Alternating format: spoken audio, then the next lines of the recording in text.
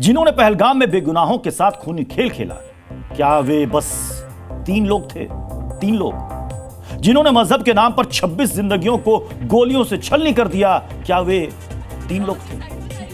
आप मेरे शब्दों पर ध्यान दीजिएगा। यहां पे पहलगाम के आतंकी दुनिया के लिए क्या थे, यह कहने की जरूरत नहीं है, लेकिन पश्चिमी मीडिया ने उन्हें 3 लोग कहा। इस्लाम के नाम पर धर्मांधता और बर्बरता की सीमाएं पार करने वालों को हार्डकोर टेररिस्ट नहीं, 3 लोग कहा गया।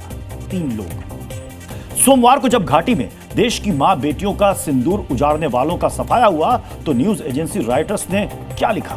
उसने लिखा, भारतीय सेना ने कहा है कि उसने जबरदस्त गन फाइट के दौरान भारतीय कश्मीर में 3 लोगों को मार गिराया है। 3 लोग। भारत और भारतीयों के साथ पश्चिमी मीडिया की यह बौद्धिक बेईमानी पुरानी।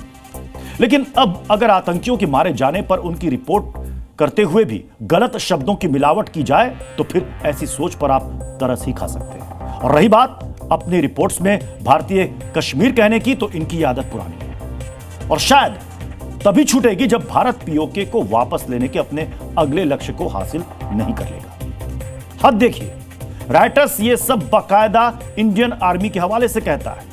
जाहिर है, रिपोर्ट करते हुए न सिर्फ तथ्यों को झुटलाया गया, बल्कि भारतीय सेना को कोट करते हुए झूठ का सहारा भी लिया गया, यानी मिसकोट किया गया। फरेब का यह सिलसिला यही नहीं रुकता है। रॉयटर्स अपनी रिपोर्ट में आगे लिखता है, आशंका है कि ये लोग भारतीय कश्मीर में 22 अप्रैल को हिंदू टूरिस्टों पर हुए हमले में शामिल थे, जिसके बाद भारत का पड़ोसी पाकिस्तान के साथ गंभीर मिलिट्री कॉन्फ्लिक्ट शुरू हो गया।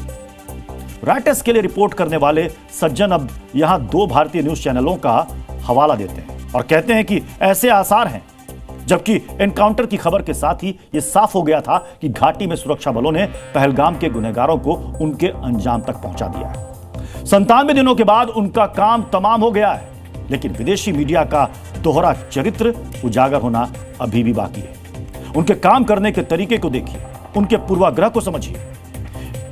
इसके लिए आपको इसी राइटर्स की 2 रिपोर्ट दिखाते हैं।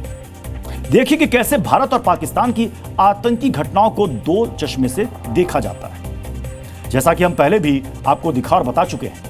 पहली तस्वीर पहलगाम के टेररिस्टों के एनकाउंटर पर राइटर्स की रिपोर्ट की है, जबकि दूसरी तस्वीर पाकिस्तान में हुए एक आतंकी हमले की रिपोर्ट की है, जिसमें यही राइटर्स पाकिस्तानी आर्मी के हवाले से लिखता है कि वहां पाकिस्तानी सुरक्षा बलों ने एक धर्मस्थल पर हमले के बाद 100 आतंकियों को, गौर कीजिएगा, 100 आतंकियों को ढेर कर दिया है।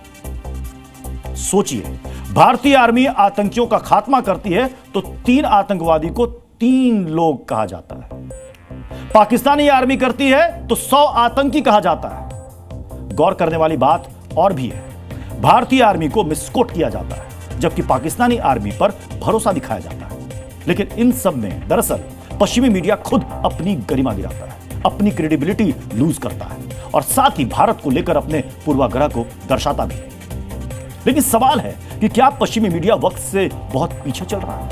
भारत को लेकर पश्चिम में बदल चुकी सोच को समझ नहीं रहा है? अलग अलग सेक्टर्स और मोर्चों पर भारतीय दमखम को ना पहचानने की भूल कर रहा है? आपको एक वीडियो दिखाते हैं। ओवल का मैदान है, टीम इंडिया 5वें और आखिरी टेस्ट के लिए प्रैक्टिस कर रही है, जबकि टीम के मुख्य कोच गौतम गंभीर किसी की क्लास लगा रहे हैं। जिस शख्स की क्लास लगाई जा रही है वो ओवल का पिच क्यूरेटर है। वजह तो सामने नहीं आई है, लेकिन अंग्रेज पिच क्यूरेटर को लगाई जा रही क्लास लंबी भी थी और गर्मा गर्म भी, जिसका लुत्फ भारतीयों ने सोशल मीडिया पर भी खूब उठाया। फिर वही सवाल है कि गौतम गंभीर अंग्रेज पिच क्यूरेटर की क्लास लगाते हैं तो हमें क्यों सुकून मिलता है? इसका जवाब है पश्चिमी मीडिया और पश्चिमी देशों का भारत के खिलाफ एजेंडावादी रवैया और टारगेट करने वाली सोच। रविंद्र जडेजा और वाशिंगटन सुंदर की सेंचुरी से पहले फ्रस्ट्रेट बेन स्टोक्स मैच खत्म करने की कोशिश करते तो गावस्कर के साथ देश क्यों कह उठता है कि मैच तो अभी चलेगा? शायद इसलिए क्योंकि पश्चिम भारत को लेकर अपने पूर्वाग्रहों से निकल नहीं पाता है।